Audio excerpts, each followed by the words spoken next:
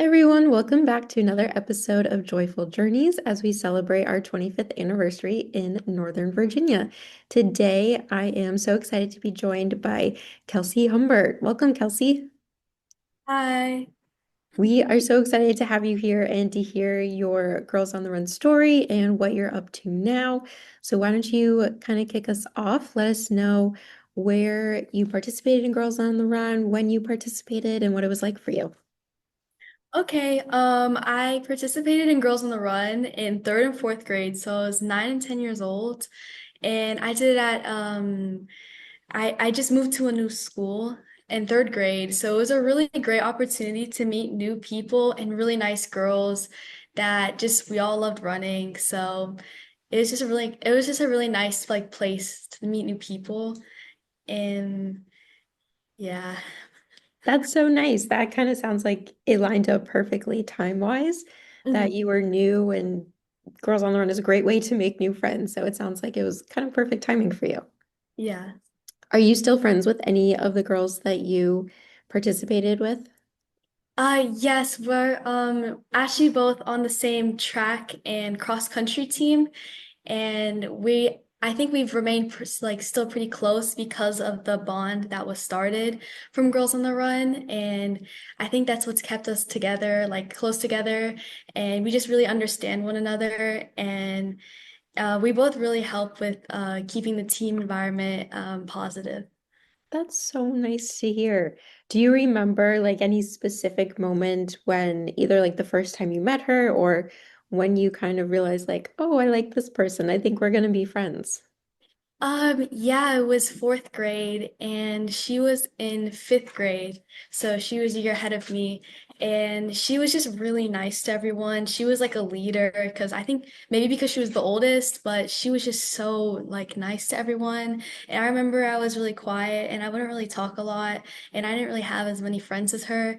And she still went out of her way to include me, which made me feel really special. And it just makes me like I wanted to make other people feel that way as I got older and make a positive impact the way she positively impacted me.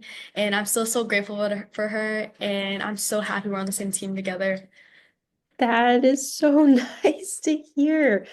That, oh my goodness, that like gave me chills. That's so sweet. That's such a sweet story. Thanks. And that's amazing that like you realized kind of at a young age that she was Mhm. someone that you could look up to.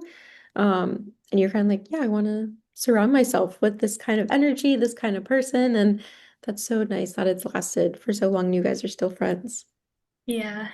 Tell me a little bit about what you're up to now. Tell me what kind of like your experiences doing high school, cross country, and track and field. Okay, I'm a rising sophomore at Briarwoods High School, and I did cross country last year and track all of last year.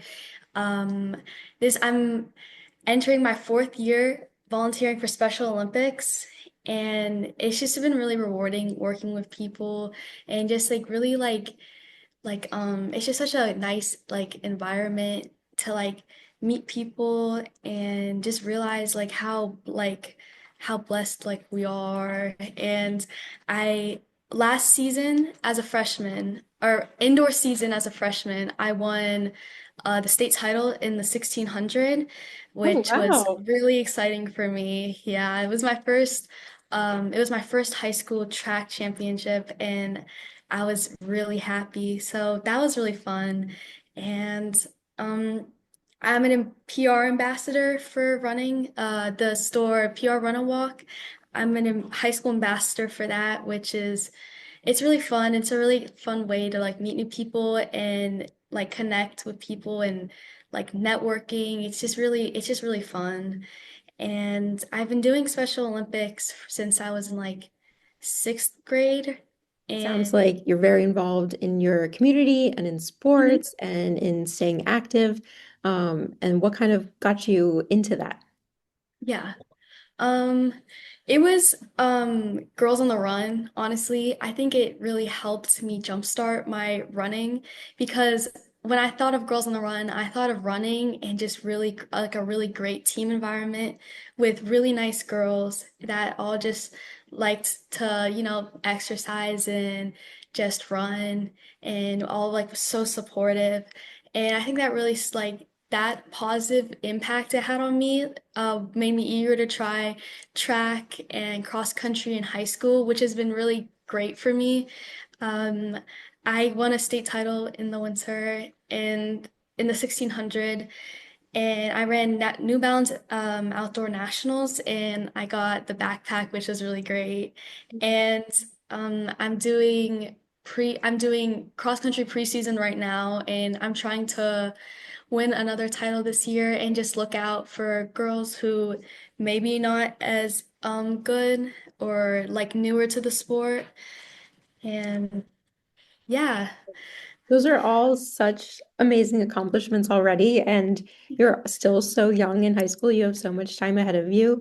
That is I'm so excited to kind of follow along on Milestat and see what else you can achieve. That's super exciting. thank you. Talk to us a little bit more about how you got involved with the Special Olympics and what you do with them, and like why is it so important to you that you volunteer with them? I started in sixth grade, and it was introduced to me by a neighbor who was who's a head coach, and she asked if it was something I wanted to try, and I said okay. And at first, it was very new to me because I have never really been around that people who like weren't like handled things the same way as I did or functioned the same way as I did. And it was just really interesting learning about all of them. And it was honestly, they're really like the people there are so like the sweetest, they're so nice. And you really just like you just learn that there's like other people out there that may be a bit different than you, but they're like they're still really nice. And at the end of the day, like everyone is like should be treated like equally with respect. And it's just really it's a really great place, and it's really rewarding to volunteer, and it's so much fun. That is so awesome to hear. And it sounds like you're really passionate about it. Like it sounds like since you've kind of stuck with it and continued volunteering with them, that it kind of has a big place in your heart, which is really nice to hear. Yes. Tell me a little bit about either the Special Olympics teams that you work with, your cross country team, your track and field team. What similarities do you see between those and what you remember from your Girls on the Run team? Um, between those, they're both really supportive. Everyone's both really happy for each other's successes, which it's really awesome to see, and it's just a really nice place to be, where it's not hostile or like if you're having like a bad day, like it just really just cheers you up going to there. And it was the same thing with Girls on the Run, where I would go, like maybe if I didn't have the best day at school, all the positive energy from the girls would really just cheer me up and make my days like so much better. Yeah, it sounds like a lot of these teams are I'll kind of call them safe spaces. Yeah. And it's really nice to hear that they're all so supportive and uplift you. And I'm sure they're different ways, but it sounds like they all kind of bring you to a happier and a more positive place, which is really nice to hear. Are there any skills that you learned in Girls on the Run that you're still using today? Yes, I actually am. Some lessons that they taught me in Girls on the Run, I don't know if they still do this, but there is a technique to tell someone when you were feeling like when something was bothering you. It was when you blank, I feel blank, and I would like you to blank. So you just tell them like what you did, what they like did that bothered you, and how you feel. And it was just a really like they taught us a really healthy way to communicate, which I still use so, because sometimes if you bring it up too aggressively, the issue just never really gets solved Yeah. or but it's just really helped me like navigate through like conflicts and just resolve the problem in like a non-confrontational way, which has been really good. And another thing it's taught me is to be a good listener and like listen to other people's problems and be supportive and understand others. And you never know what someone's going through or like what's taking place in their life. And you just want to be nice to everyone while you can because you just never know.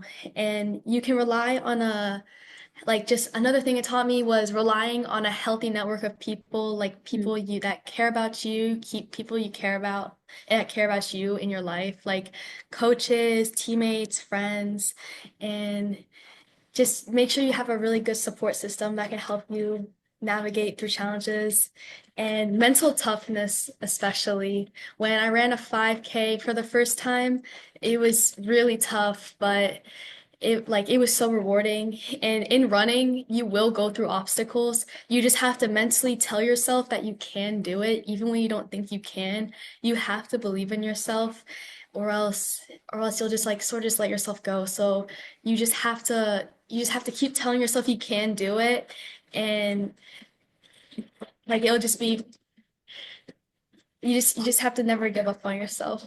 Yeah, that is such good advice for anybody, whether they're applying it to sports, to a job, to school, anything. Like life is always going to get tough. There's always going to be hard points in it.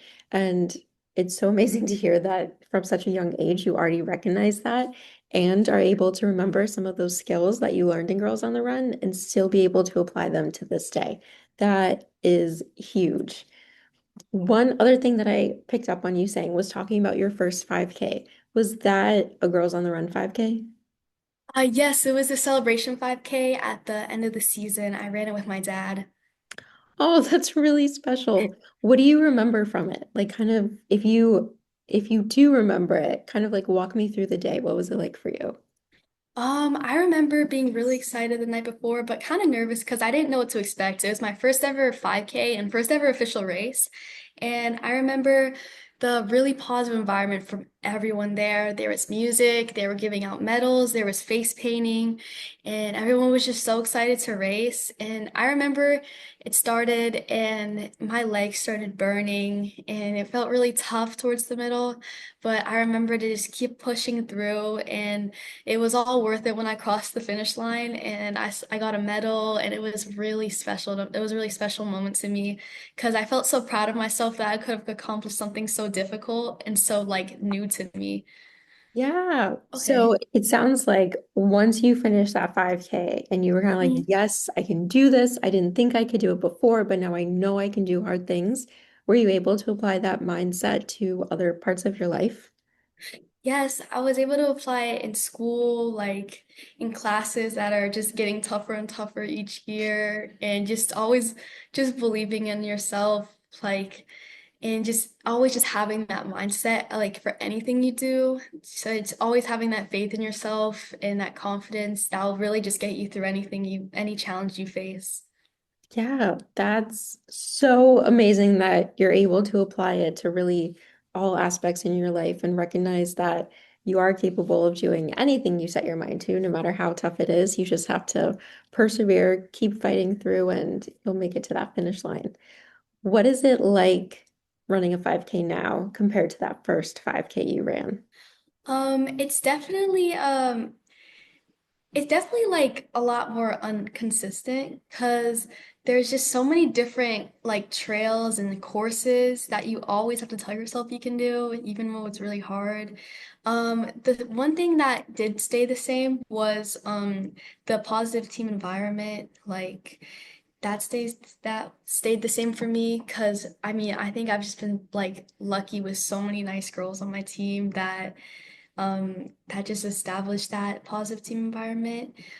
It's more competitive. Like there's a lot more like people out there that aren't really as positive and just sort of just want to win. But at at the end of the day, like running a 5K is it's a really great achievement. And if you can do that, like I think everyone should just be like happy for each other and just supportive of one another. And there's really no reason to like tear other people down. And but running my 5Ks with Girls on the Run, it's just a really special experience. It's because it's just so much more, it's just so positive and so uplifting. You don't really see that at a lot of you don't get the same environment at a lot of the high school 5Ks. Yeah, I can definitely see everything you're talking about. I coach high school cross country and track and field, so I can say that even from a coach and sometimes a spectator perspective, I see the same thing. I think my favorite part of coaching is just being a positive support system for my teams and just encouraging them to continue pushing themselves even when it gets hard, reminding them that they will reach that finish line. And so having someone on a team who is one of the teammates who recognizes these things and is working to instill them, that's huge. Your team is so, so lucky to have you. Thank you. Well, Kelsie, thank you so much for joining us today and telling us your story. Good luck with your upcoming cross country season and then indoor and outdoor seasons after that. But thank you so much for telling us everything that you remember about Girls on the Run and how you apply it to your life today. It was really special to hear. Yeah, thank you. I want to thank you for having me. And I hope this message can just at least reach one girl that may be having like trouble with running. Just stick with it and stay with Girls on the Run. It's really special and such a great opportunity.